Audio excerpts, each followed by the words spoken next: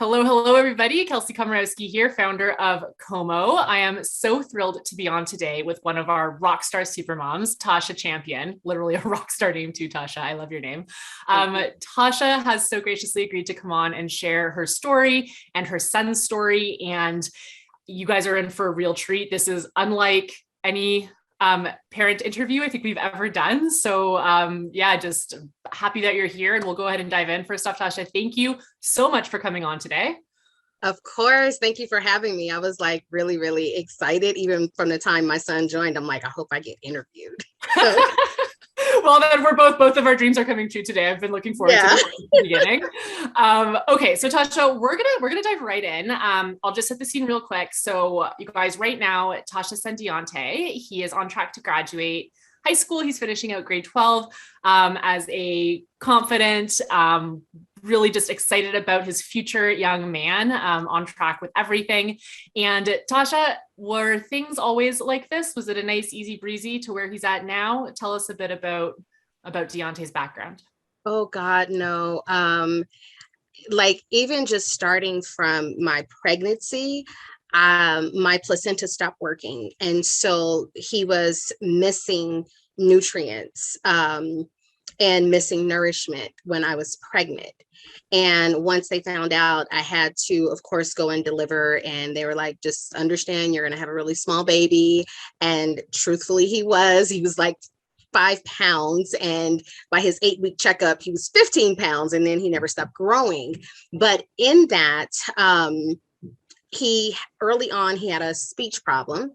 And I used to talk really, really, really fast. And I started to slow down because I thought maybe he was trying to keep up with me. And eventually he had to go into speech therapy, which really helped.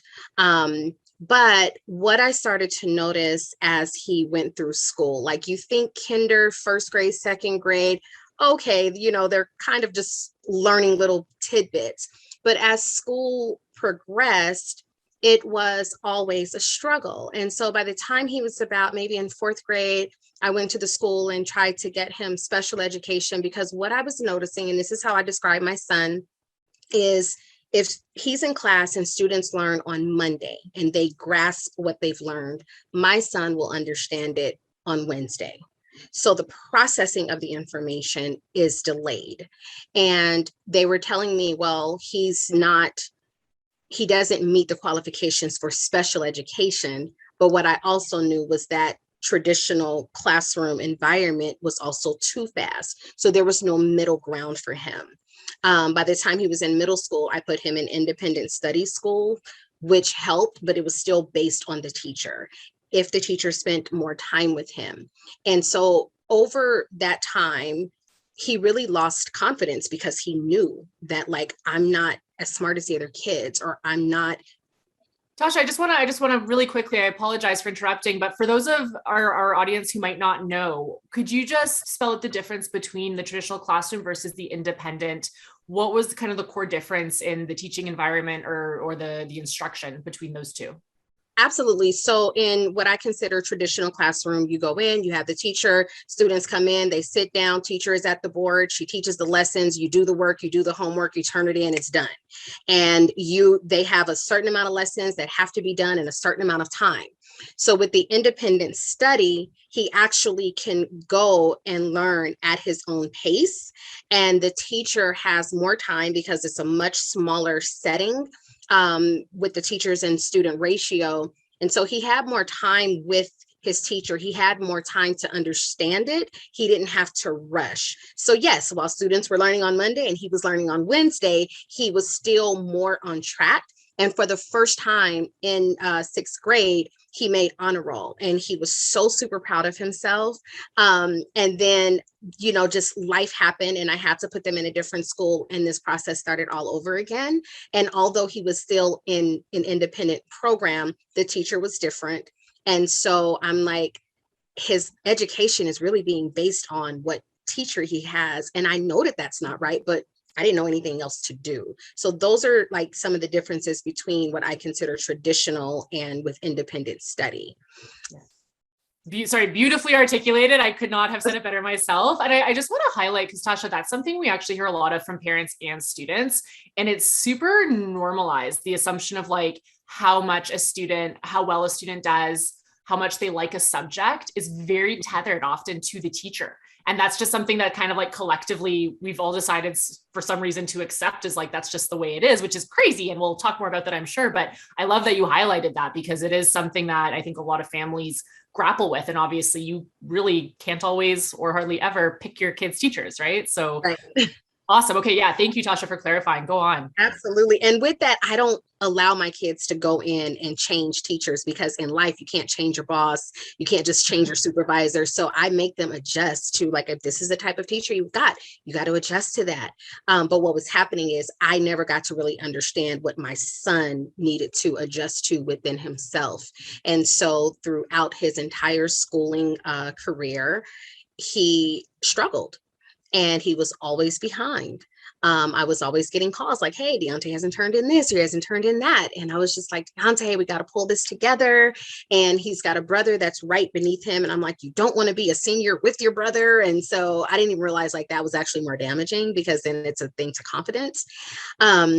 So because I became an enrollment specialist with Como Learning, I was like, the first time I saw the webinar, I was like, yeah, surprise you guys. That's how.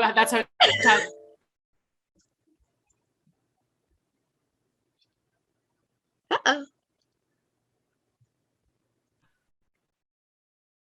Hello, everybody. So my computer just shut down completely out of nowhere in the middle of Tasha and I's conversation. So I've just rebooted and we're back to it. Tasha, I don't know exactly where it cut off.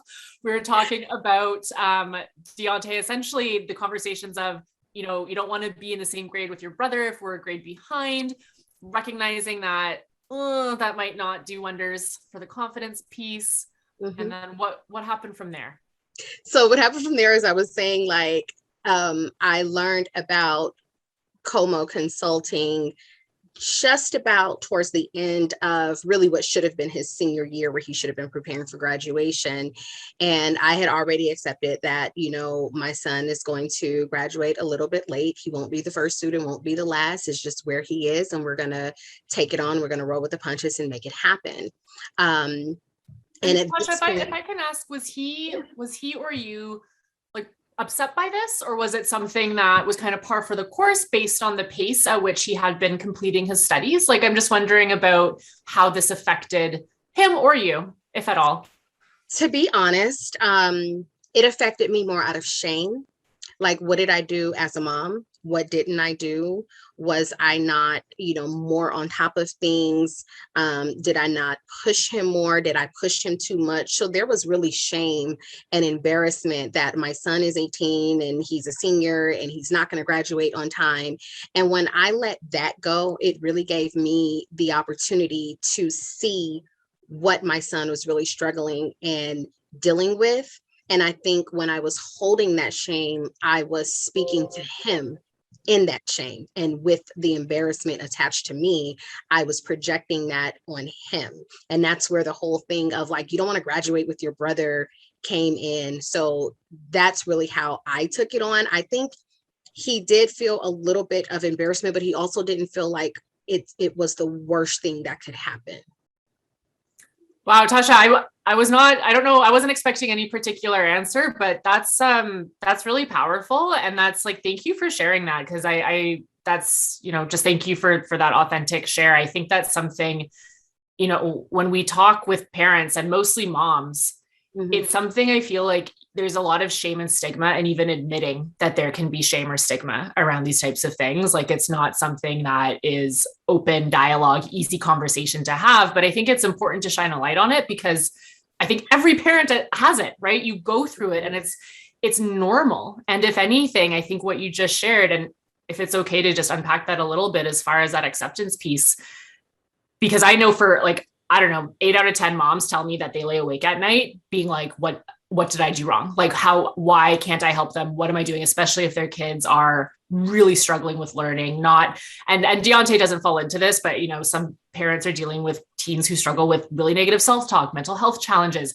They know they're bright, but they're not doing well in school. They've tried everything they can try and it's just not working. And it's like, we take that on as a personal failure almost. How were you able to shift out of that and into, like you just said, that release, the letting go, however we want to frame it? What was helpful for you in getting to that place where you could, like you said, see it for what it is outside of those really damaging emotions? I think what helped me is understanding that I was not serving him by being in my own place of self-judgment and shame and embarrassment, because he's my son. And a lot of his reaction is going to come from what I'm thinking and what I'm feeling. And either he's going to take that on or he's going to try to like overcompensate, like, okay, I don't want my mom to feel like this, but then he's not being in his truthful self. He might not be able to do his best trying to make sure that I'm not hurting or I'm not upsetting. And I needed him to just really be in connection with himself. That is phenomenal. So essentially holding space for him to be himself allowed you to kind of step back. And what came of that then? When that happened, what changed? My son had, especially when he turned 18, and it's like, I think in this magical moment of turning 18, you think you're going to have all the answers. We've all been there. Yeah, I was going to say for sure. Yeah.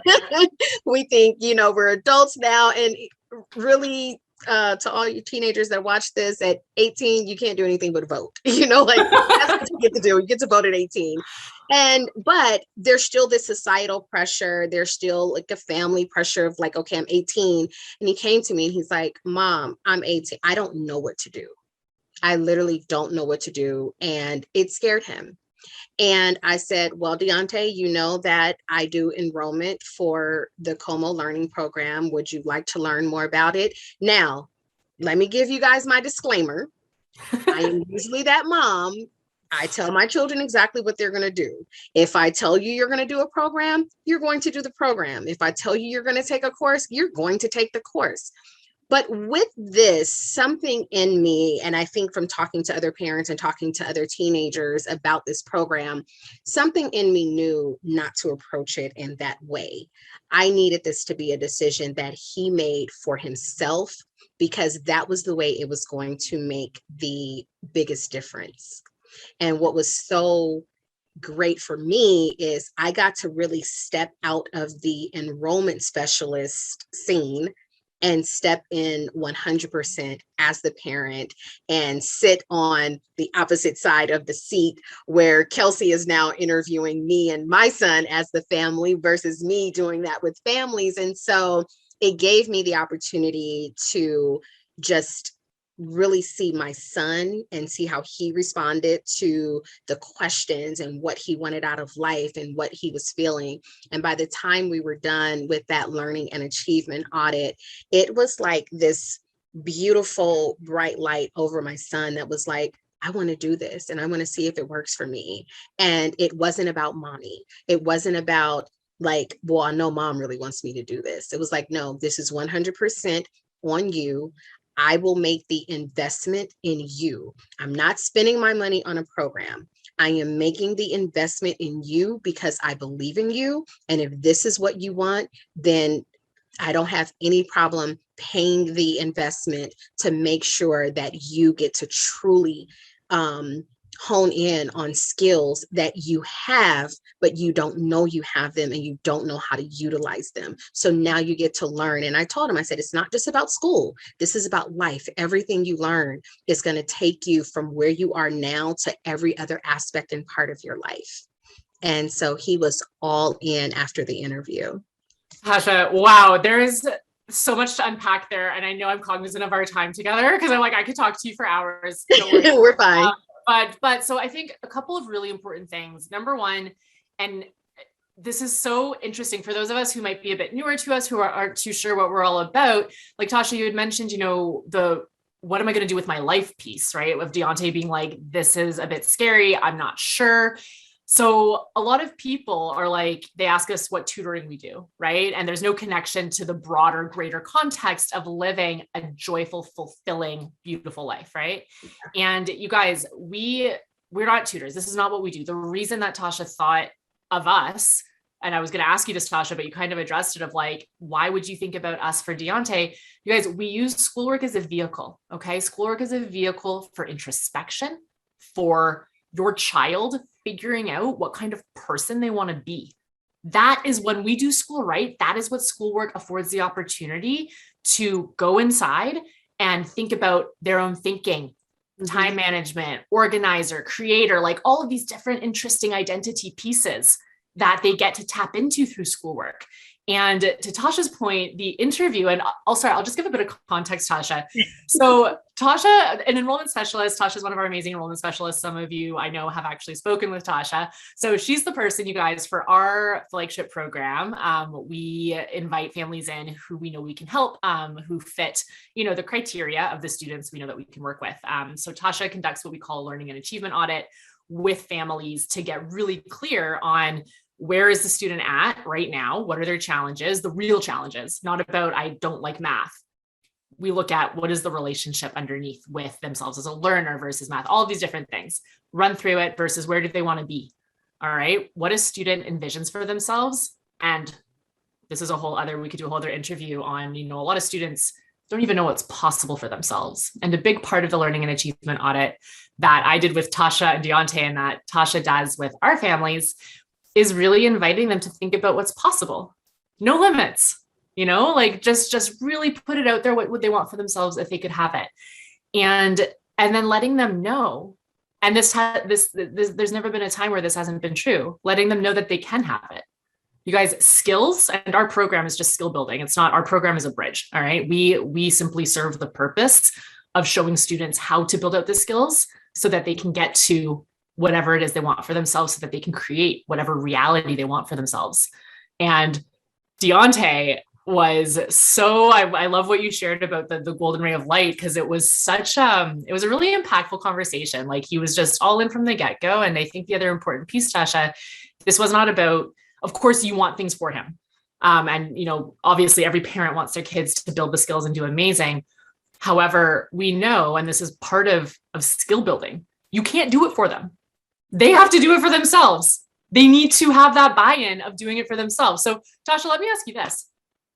Knowing that, it's a program for school, like it's an 8-week program. He has to show up for calls. We have a curriculum. It's quote unquote extra work. Why do you think he was into it? Why do you think he was like, yeah, I'll do this extra work that I don't technically need to do because mom's not going to force me? Why would he do that? I think, like, on the outside looking in, and if you interview Deonte, he can speak to this himself and give you pinpointed like what it meant to him. But for me as his mom and what I felt, he figured it hasn't worked so far in the way that I've been doing it, in the way that we've been doing school as a family. Like, it has not worked. But I am 18. I am moving into adulthood. I'm moving into a place where I'm going to have to get a driver's license. I'm going to have to eventually have my own place. I'm going to have to build a skill that's going to afford me the life that I want to live. And how can I do that if these last 12 years of school have truly been a struggle for me? And I think in having the conversation, the learning and achievement audit, he got to see where a lot of his blind spots were. And he got to, see, like, oh my gosh, if other kids have been able to be successful, students who went from completely failing to now being on honor roll and feeling better about himself, why isn't this good enough for me? And when he really just melted into that, it was like, you know what? I'm willing to try this for myself. And I think that was the big thing. It's like, I can't take what's been happening and take it into adulthood, because what's been happening has not worked. And if I take it into adulthood, it's not going to work. I love that so much. And I love the melting into it, just letting it, just immersing yourself into it. So Tasha, and this is actually a beautiful segue into my next question for you. What did you see as the biggest changes? Like, so when Deonte, and he showed up for himself, he what were the biggest changes when he started learning how to learn, right? Because that's, at the end of the day, that's what he's doing. That was how he was spending his time, was learning how to learn, how to engage meaningfully. Mhm. What changed? What happened to him, to you, in your home? Number one, I stopped getting phone calls from teachers telling me that his work was due, and he has not turned in his work, and he's going to be marked true, and if they don't get his work in, I said, Deonte, are you turning in your work? That your teachers aren't calling me? He's like, no, I got it. It's all in my calendar. And what I noticed the most is he was really excited about the days that, that he would do his calls. He was really excited about that. And me, I'm like on the go, on the fly. Hey, I want to do this. Let's get up and go. And he's like, Mom, I've got Como today. And I'm like, oh yeah. And so like, there's been a few times where it's like he had to say like, hey, I can't make it, because we just like had to do something. But for the most part, Deonte was very much like, no, I've got Como today. And I know for him to give up the opportunity to go do something, to go have fun, to just, do something, do whatever, it meant a lot to him, which meant that internally, he was really digesting what he was learning, and he was starting to feel the difference, that this was not school. These were life lessons that I am building that's going to make it better for me. And, I always tell my children, you guys have watched me struggle. Like, I have never shielded them from the struggles that I've had to endure. And because I want them to see the importance of believing in yourself, trusting yourself, pushing yourself to that next level, understanding that obstacles are really detours in the right direction as long as you learn from them. And I told my son, like, school was very easy for me. I loved going to school. It was really easy. I show up. I didn't study. It was just easy. But what most people don't know about me is I was really afraid to go to college, because I was scared that it might be hard and it won't be as easy as it's been. And what if I don't show people that I can get grades just as easily as I've already gotten them? And that fear paralyzed that forward motion of doing better for myself. I did not want to see that in my children. And so putting him in this program, let me rephrase that, him accepting Como into his life. I like that reframe, Tasha. Yeah. It made the difference, and he got to truly see and open up his world and open up what's possible. And now he understands that whatever comes up, these are the same steps you'll use. If it gets to be a struggle, go right back to the steps and the strategies that you've learned, and you're going to get through it. Yeah. It's almost, what I'm hearing is there's a certainty in his own abilities. Yes. At this stage, that he knows he's so strong and he's so capable. And I like to think that he knew that to a big extent before his own learning journey and skill building. But now it's like he has so much more evidence in support of all of these things, whether it's with grades or the fact that he was on top of stuff. I was smiling really big when you talked about it's in the calendar. Like, of course, that is so awesome, Tasha. And then, so for him, do you think the biggest, his biggest takeaway from this whole thing so far, and I'd like to, like, he's still, you guys, he's graduated our program, but like that's just 8 weeks. He's at the beginning of his own learning journey. Like the rest of his life, he's just going to be leaning into these skills and strategies. But to date, Tasha, what would you say was the biggest takeaway, like his biggest gift? Is it confidence? Is it that certainty? Is it, maybe it is the grades? Like, what would you say for him has been the best thing for him from learning how to learn? I could pick a million things to say, but I'm going to say what he said to me, because he officially will be finished with school by the end of this month. So a little bit late, but it doesn't matter. It's where he is right now. And right now is the perfect time for him. And when he came bursting through my door and he's like, Mom, I'm going to be finished with school at the end of the month. And I was like, that's awesome. How do you feel? And he was like, I mean, it's great to be finished and it's great to get the diploma. He said, but honestly, Mom, I really love that I got the opportunity to learn what I was doing and to learn what I was learning. He was like that changed me. So he could not have gotten to that point without what he has learned with Como. And now for the first time, like he's got straight A's and he's like, Mom, it's because of Como.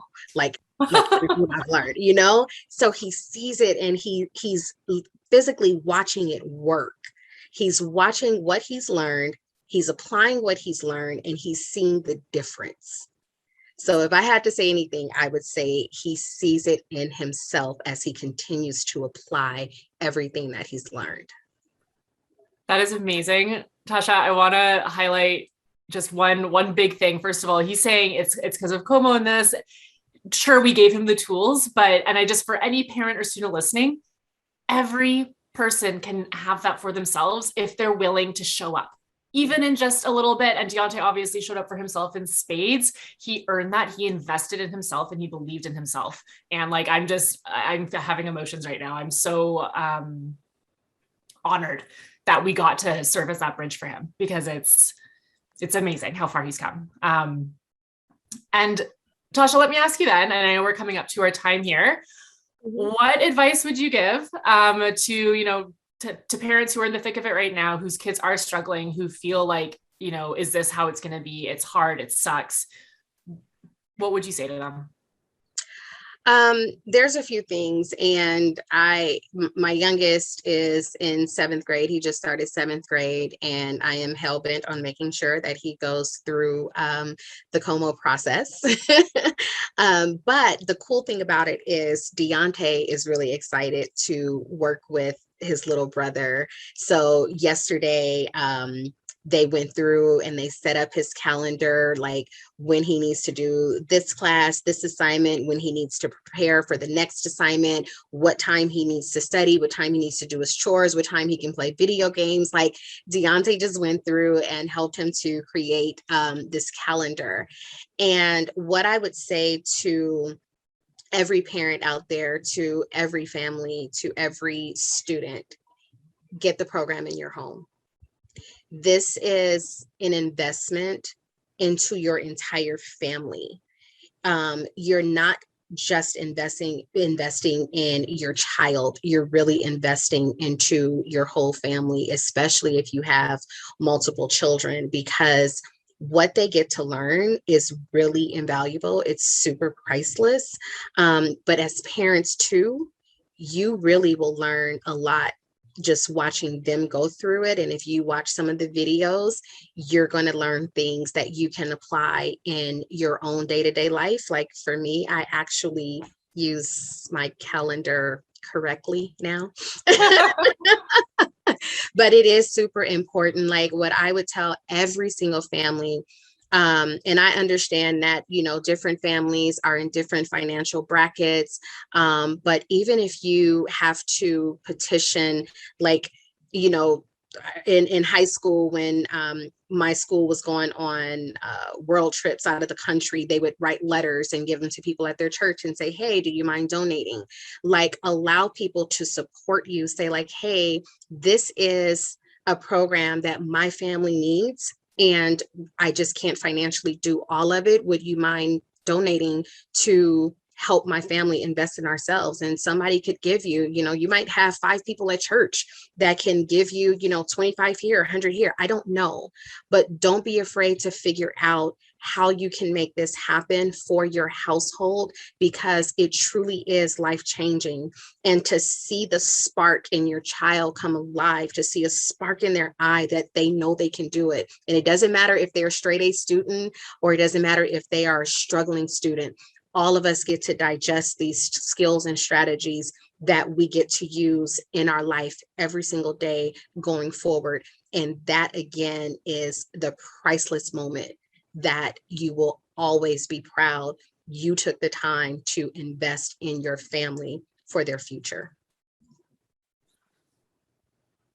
Tasha, wow. Thank you so much for your share, for your candor, your humor. I always love your sense of humor. And even just for what you just shared there, what a gem as far as resourcefulness. That's one of our key skills we always talk about. If we want something, we want to invest with ourselves. How can we make it happen? Tasha, thank you so much. What you've shared, I know I know for a fact will resonate with so many families who have fears and concerns around, can we turn it around? Can something get better? Are they going to reach their potential? And I think that you and Deonte both are such a beautiful example of what is possible when you take action. And make no mistake, you guys, Tasha took action. She got resourceful. Deonte showed up for himself. This was not an easy, oh, I'll just snap my fingers and it happens. But the reward of everything that Tasha outlined, and I'm just also just thinking about Deonte's smile and how happy he is with his grades and his school. It's just such an incredible, again, Tasha, like so humbled to be a part of your journey. And you guys, that is it for us today. If you want to learn more, if you want to change your situation, if you want to set your kid up, you want to see that spark, it's what we do best. Book a call with us. We will get you set up and we'll catch you on the next interview. Bye, guys.